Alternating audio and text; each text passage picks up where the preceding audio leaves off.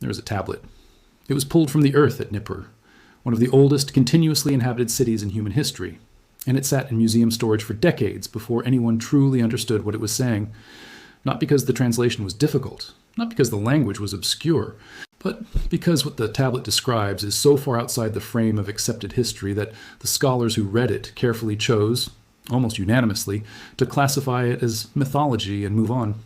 That choice has a cost, because if this tablet is not mythology, if it is what a growing number of researchers now believe it to be, which is a recorded account of a real event, then it changes everything we think we know about the ancient world, about the collapse of the earliest human civilizations, and about where the people who survived that collapse eventually went. So let us read it carefully. And let us not look away. The tablet in question belongs to a class of Sumerian texts that scholars group under the lament literature, a genre of cuneiform writing that documents catastrophes. Not imagined catastrophes, not allegorical catastrophes that destroyed cities, ended dynasties, and left populations scattered across landscapes that no longer resembled the world they had been born into. The lament for the destruction of Sumer and Ur is perhaps the most well-known of these texts. But there is another, less discussed, that contains a passage so specific, so relentlessly precise in its physical description, that mythological interpretation begins to feel like an intellectual retreat, rather than an honest reading. The passage describes a darkness, not metaphorical darkness, not the darkness of divine displeasure rendered in poetic language, but a physical darkness that the text says covered the sky for what it measures as 7 years. 7 years during which the sun could not be seen with clarity. 7 years during which the crops failed, not because of drought or flood, but because the light necessary to grow them had been filtered, dimmed, choked. The text describes the color of the sky as something that does not belong to sky. A brown-gray veil, a curtain that did not lift, a heaviness in the air that people could taste as well as see. Animals behaved strangely. Birds, the text notes, stopped their seasonal migrations. The rivers, the text says with remarkable specificity, ran warmer than they should. Read that again. Warmer rivers, disrupted migrations, a sky that changed color and stayed changed for 7 years. This is not the vocabulary of myth. This is the vocabulary of a phenomenon that volcanologists, climatologists, and paleoclimatologists have spent the last 40 years reconstructing from ice cores drilled in Greenland and Antarctica, from tree ring records preserved in ancient timber, from sulfur deposits frozen in glacial layers, and only now being read with the precision that modern science allows. What those records describe, what the physical evidence of the Earth itself encodes, is the signature of a massive volcanic event or series of events powerful enough to inject sufficient sulfur dioxide into the stratosphere to create a global aerosol veil. A veil that dims the sun, that disrupts weather patterns, that collapses agricultural systems across enormous geographic areas simultaneously. The scientific community has a name for this phenomenon. They call it a volcanic winter. And the evidence says that the ancient world experienced at least one event of this magnitude during the period the Sumerian texts describe, roughly the late 3rd millennium before the Common Era, the centuries surrounding what archaeologists now call the 2-kilo-year event, a period of catastrophic climate disruption, whose physical fingerprints appear in the sediment layers of every major region of the ancient world, from the Indus Valley to the Nile Delta to the Mesopotamian floodplain. But here is where it gets complicated, because the mainstream academic framing of the 2-kilo-year event focuses almost entirely on drought. That something above the Earth, in the atmosphere, triggered the cascade that the climate records document below. And this is where the survivors become the most important part of the story. A civilization does not simply disappear.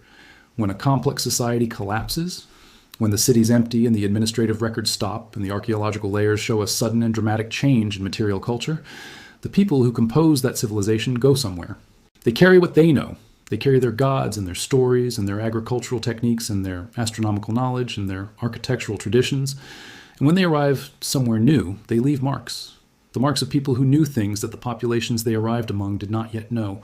The marks of a civilizational transfer, the deep encoding of one society's accumulated knowledge into the genetic and cultural substrate of another. What informed researchers studying the post-collapse dispersal of Sumerian and Akkadian populations have found is a pattern of migration that is, in its scope and its direction, almost exactly what you would expect if a prolonged atmospheric catastrophe had made the Mesopotamian heartland uninhabitable for a generation. Not a sudden exodus, not a single event, but a slow, grinding dispersal, waves of movement over decades, that sent populations along river valleys and coastal routes in directions that brought them into contact with cultures that were, at that moment, at earlier stages of their own development. Think about what that means. Think about what happens when people who have already learned how to build irrigation systems, how to organize grain storage at scale, how to read the stars and track time across multiple generations of observation, arrive among populations who are still working out the fundamentals. The transfer is not gentle.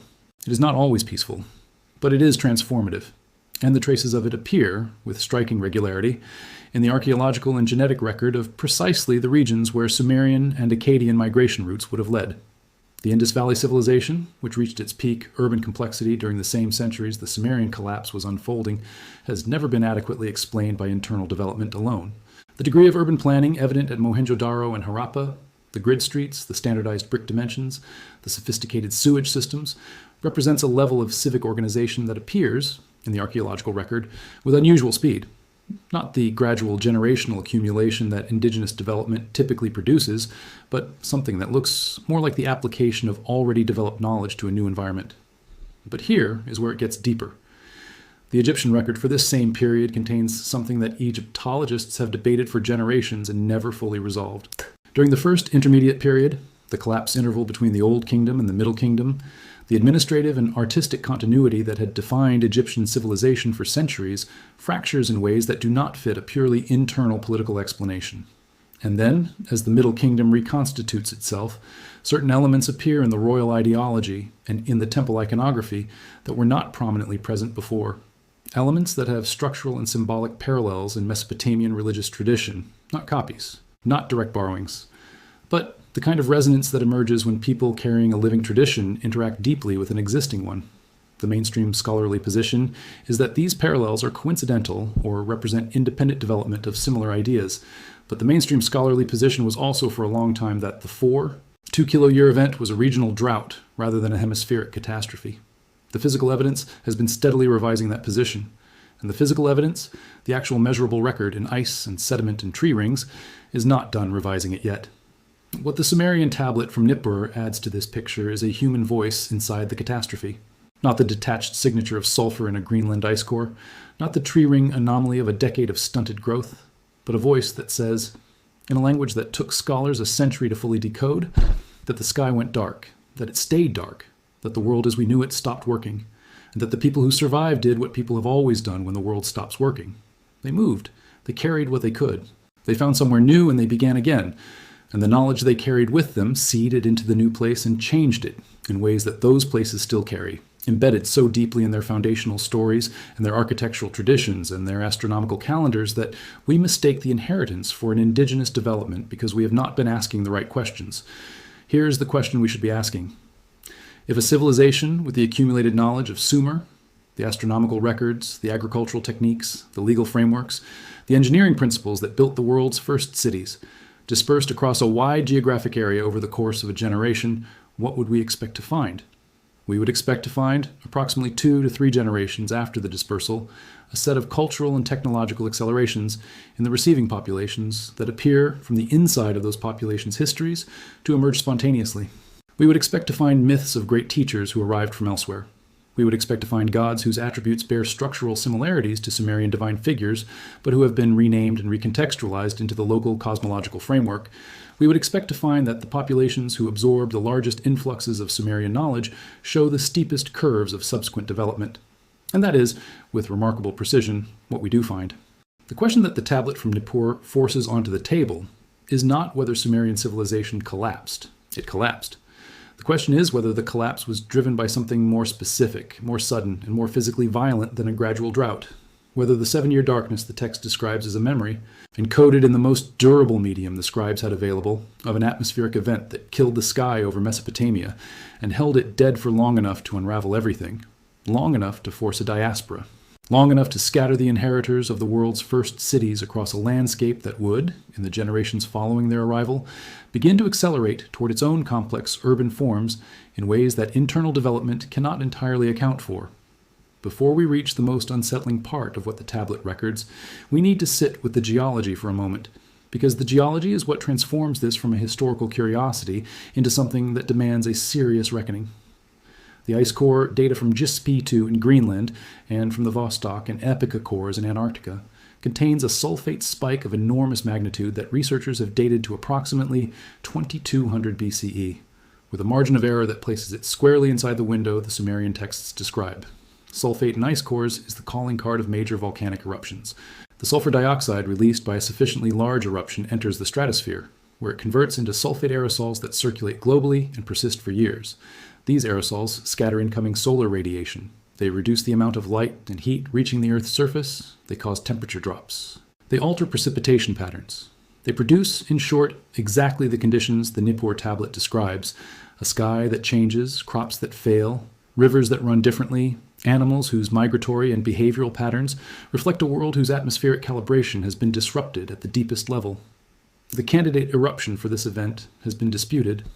Some researchers point toward volcanic systems in the Mediterranean, others toward sources in Iceland or the tropics, where equatorial eruptions achieve the greatest hemispheric reach through atmospheric circulation patterns that distribute sulfur across both hemispheres simultaneously. What has been established, through the convergence of multiple independent physical proxies, is that something happened to the atmosphere in the centuries surrounding 2200 BCE that was not a regional weather fluctuation. It was a global forcing event, an intervention in the planetary energy budget severe enough to leave its signature in ice formed at the poles and in wood, grown at the mid-latitudes and in lake sediments deposited in regions separated by thousands of miles of ocean. The Sumerians did not have ice cores. They did not have dendrochronology. What they had was the sky above their heads, the fields at their feet, the rivers that had sustained their civilization, and all of those things were signaling, in the language of failure and darkness, that something had gone catastrophically wrong. Their account aligns, in its physical specifics, with what we extract from the geological and glaciological record, a data point that connects to every other in ways the comfortable narrative of ancient history has not yet integrated. What most researchers are not discussing openly is the synchronicity problem. The 4.2 kiloyear event does not appear in the records of one civilization. It appears in every major civilization that existed during the period and left readable records. The Old Kingdom of Egypt ends abruptly. The Akkadian Empire, which had unified Mesopotamia and represented the largest political entity the ancient world had yet produced, collapses within a generation. The Indus Valley urban system undergoes a rapid and poorly understood contraction. The early Bronze Age cultures of the Levant experience a disruption so severe that some sites show a complete abandonment of urban life, a reversion to pastoral nomadism lasting for generations. The simultaneous collapse of multiple independent civilizations across thousands of miles is not something local drought explains with any satisfaction. Droughts are regional. What happened in the late 3rd millennium BCE was not regional. It was synchronous across a geographic spread so wide that only a global atmospheric forcing agent can account for it. And the Sumerian tablet from Nippur, read not as mythology but as testimony, names that forcing agent. It calls it a darkness that lasted 7 years, a darkness that came from above, settled over everything, and refused to lift. There is one more detail in the tablet. It appears near the end of the passage, after the description of the darkness and the failed harvests and the strange behavior of animals, and it is the detail that researchers who study this text most carefully tend to return to. The text describes the survivors gathering, not randomly, deliberately, as if in response to a plan or an instruction that had been prepared before the catastrophe fully arrived, as if someone had seen it coming, or had understood that what was happening was not temporary, and had organized the preservation of what mattered most before the darkness became total. Think about what that implies. Think about what it means for a civilization to organize its own survival, not in the chaos of the collapse, but in the preparation before it. What knowledge would you choose to carry? What would you encode in the most durable forms available so that even if the carriers were lost, the information might survive? What would you build in architecture, in astronomy, in the alignment of structures to celestial patterns that persist regardless of who is watching, so that the knowledge outlasted the catastrophe and could be recovered by whoever came after? The ancient world is full of structures whose sophistication exceeds what we expect from the civilizations we credit with building them. It is full of astronomical alignments that required knowledge of celestial cycles spanning centuries of careful observation. It is full of mathematical principles embedded in architecture at a level of precision that implies not just technique, but theory. And the distribution of these structures, their geographic spread, the civilizations associated with them, the centuries in which they appear, clusters with uncomfortable regularity around exactly the periods and exactly the regions where the evidence of post-collapse Sumerian dispersal is strongest. The tablet does not tell us where every survivor went. It does not give us a map. What it gives us is something more important than a map. It gives us a witness, a voice from inside the event that the ice cores and the tree rings document in their cold, physical language.